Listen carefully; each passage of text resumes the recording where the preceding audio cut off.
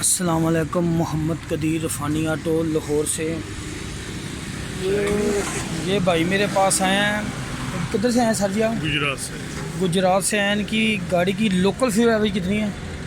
Local 6 7 8 6-7 है। और long पे 10 12 कर देंगे। पे 10-12 कह रहे हैं। इनका मैंने कारपेटर खोल लिया है, सारी सेटिंग करते हैं, इनको खोल दें। इनका जो फॉल्ट है ये निकालते हैं। ये भाई काफ़ी दूर से हैं, सुबह का वेट कर रहे थे। इंशाल्लाह ताला अल्लाह ताला की मेहरबानी से इनको गाड़ी सेट करके देते हैं। मैं खोलता हूँ कारपेटर सारा।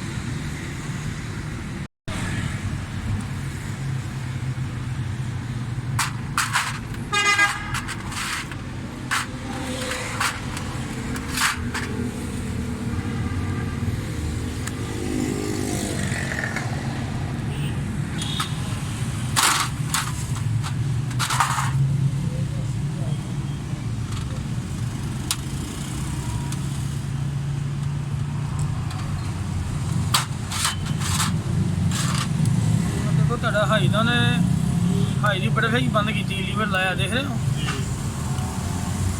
ਬਾਕੀ ਹੁਣ ਖੋਲ ਕੇ ਸਾਰੀ ਸੈਟਿੰਗ ਕਰਨਾ, ਦੇਖਣਾ।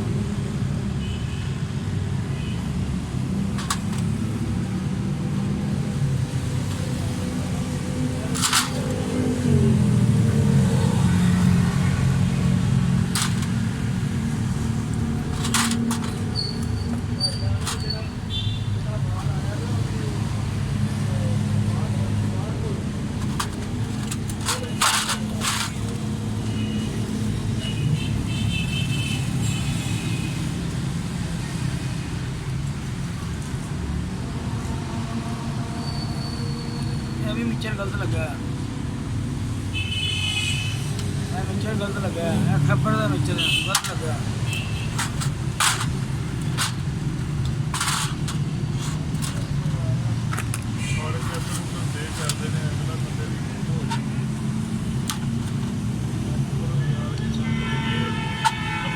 बंदा गुजरात चड्डे च बैठा है, उन्होंने इन्ना पता कि मैं उत्थे गया ना, उन्होंने पता शहर वाली गड्डी गई है, सारे को पता है।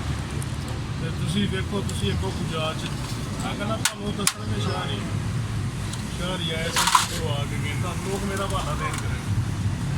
तो एक बार इन बन कटो, पता लगे गड्डी में चार अड्डे ने मेरे को हैंड दे सारे नदीम ने मारे के गड्डियां ना सड़िया ना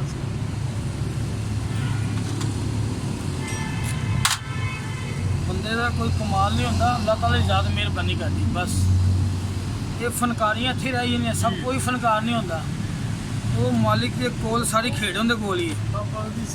असी अपनी समझ ना, मैं अपनी समझ ना काम करना वा, दूसरे का मैंने नहीं पता किस समझ ना काम ले। मेरा काम होता मैं जैनुअन काम करा।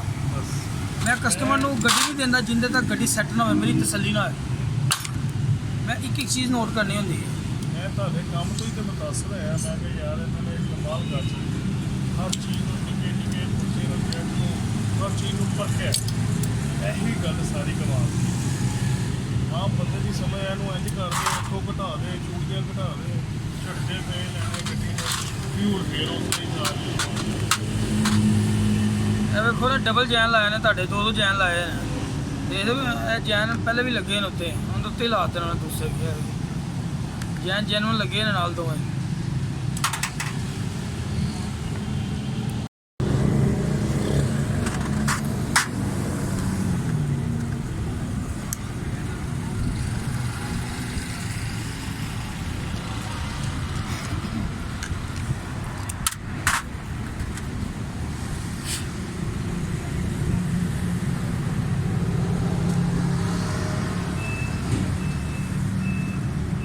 जट भी उन्हें मेहरान का लाया है। मनो कहना कि असं तू करा कारपेटर ही पवा लिया, वो वाला पेट्रोल की कीमत नहीं इंज जाती है। जट भी ਤੁਹਾਡਾ गलत लाया है, इन्हें लाया है 86 नंबर 85 नंबर जट है। यह जट भी गलत लगा है।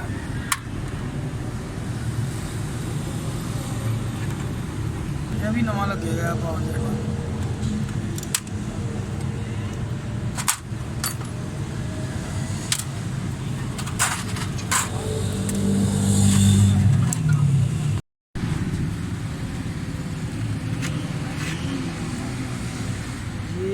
बड़ा जेट मैं लगाने लगा हूँ 110 का, छोटा जेट जेनुअन लगाने लगा हूँ काबली कार्बोरेटर का ओरिजिनल 90 का। ठीक है, ये वाला जो पावर जेट है ये भी मैंने नया लगा दिया इनका, ये भी चेंज कर दिया, इसके अंदर फॉल्ट था। ये सारा जो सामान है ये जैन डबल लगाए हुए थे, ये सारी फिटिंग करके इंशाल्लाह ताला अभी गाड़ी स्टार्ट करते हैं, मुकम्मल करते हैं। ये कारपेट की हाई की बटन बंद की हुई थी, इसके दोनों जेट ये वाले दोनों जेट गलत लगे हुए थे, ये मैं अभी चेंज करने लगा हूँ। हाँ जी, ये चेंज करने लगा हूँ, तो अभी इंशाल्लाह ताला इसकी फ़िटिंग करता हूँ मुकम्मल करके। कारपेटर ये गाड़ी का पूरा रिज़ल्ट कहते हैं 3 बार तो पहले कारपेटर किसी ने खोल के किया, सेट नहीं, वो कह रहे थे कारपेटर मेहरान का लगा लो। अभी अल्हम्दुलिल्लाह ये सेटिंग कर दी है। ये गाड़ी भी भाई गुजरात से लेके आए हैं, 5 लोकल गाड़ी है, लॉन्ग पे कह रहे हैं 10 गाड़ी। इंशाल्लाह ताला अल्लाह की मेहरबानी से इंशाल्लाह रिज़ल्ट निकाल दें। प्लग तो है ना अंदर, ये गाड़ी FX है, ये देखें मेरे पास खड़ी है, इसके प्लग दिखा दे रहे हैं FX के।